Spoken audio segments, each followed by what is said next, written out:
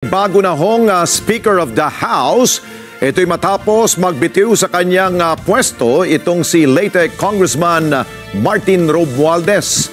Kaya alamin ho natin mula sa Kamara kung ano ang pangako nitong bagong Speaker of the House mula kay Vic Suminta. Live! Vic, anong balita dyan? Alex, matapos ang ilang linggong espekulasyon at paghihintay, naganap na ang pagpapalit ng liderato ng Kamara de Representantes matapos na mag-resign sa kanyang pwesto si House Speaker Martin Romualdez at inihalal naman ang bagong speaker sa katauhan ni Congressman Faustino Bojeddi III ng Isabela. Ang ating mga kababayan ay naghahangad ng linaw at higit sa lahat ng tiwala. Tungkulin natin ito'y may balik. The longer I stay, the heavier that burden grows on me, on this House, and on the President I've always sought to support.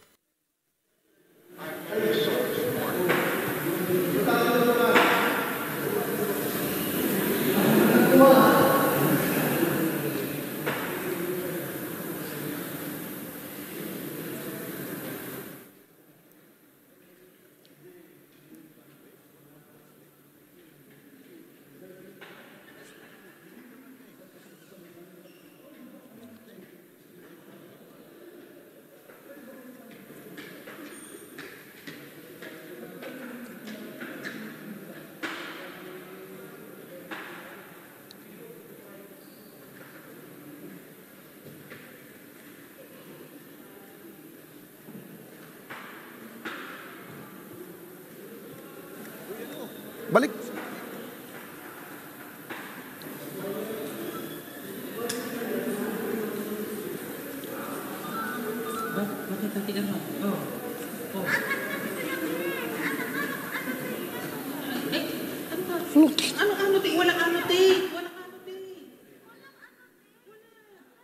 May package ako.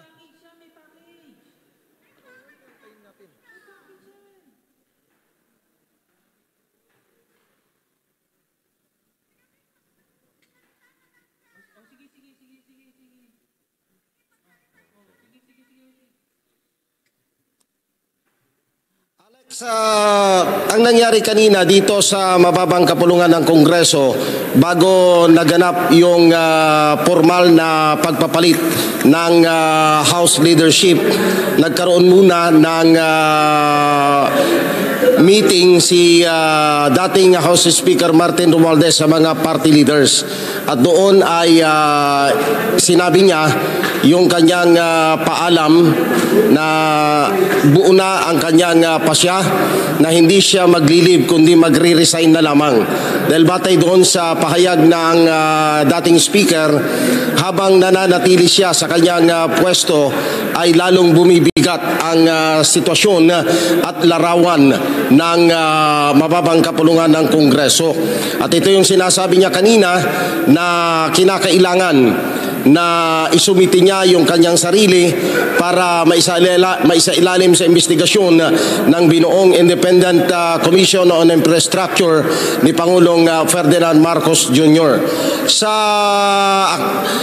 address naman ng bagong speaker ay iginit nito na walang sasantuhin, walang proprotektahan kahit ito ay mga kaalyado dahil siya daw ay kaisa ni Pangulong Marcos Jr. sa adhikain nito na masolusyonan ang malaganap, malalang korupsyon sa pamahalaan, partikular na sa issue ng flood control projects. At nakapanayam din natin si Congressman Sandro Marcos, ang majority leader, na sinasabi niyang ang desisyon na maging speaker si Congressman D ay consensus ng majority.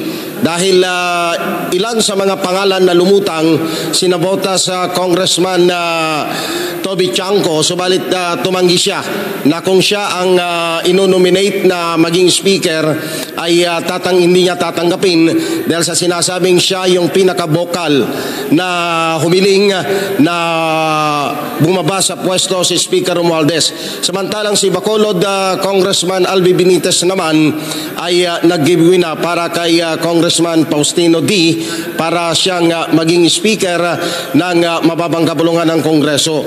Pinangako din ng bagong speaker na tututukan ang nakabinbin ngayon sa Kamara na 2026 proposed national budget dahil dito nakaangkla ang mga programa ng kasalukuyang administrasyon, partikular na ang may kinalaman sa pagpapaangat ng ekonomiya ng ating bansa.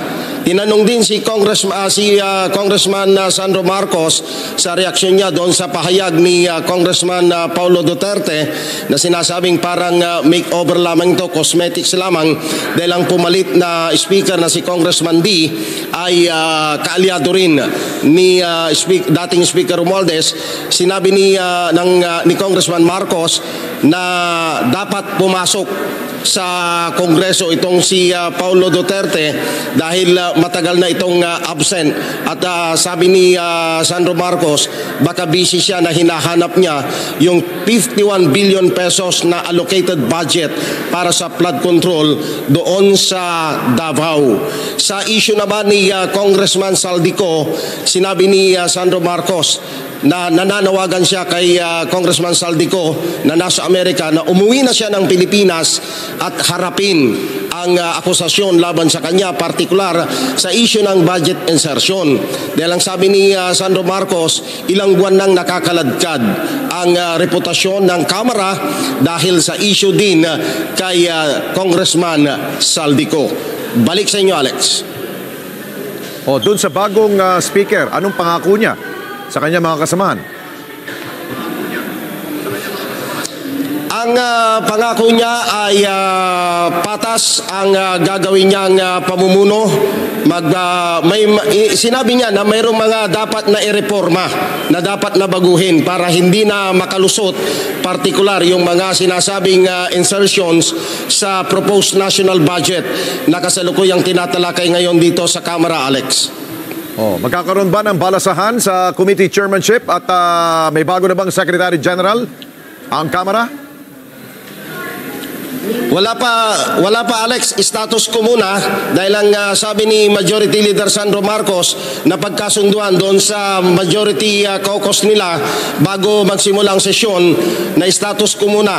Walang papalitan, partikular sa committee chairmanship, maging doon sa mga deputy speakers, maging sa iba pang mga opisyal ng Kamara hanggat hindi natatapos ang budget deliberation.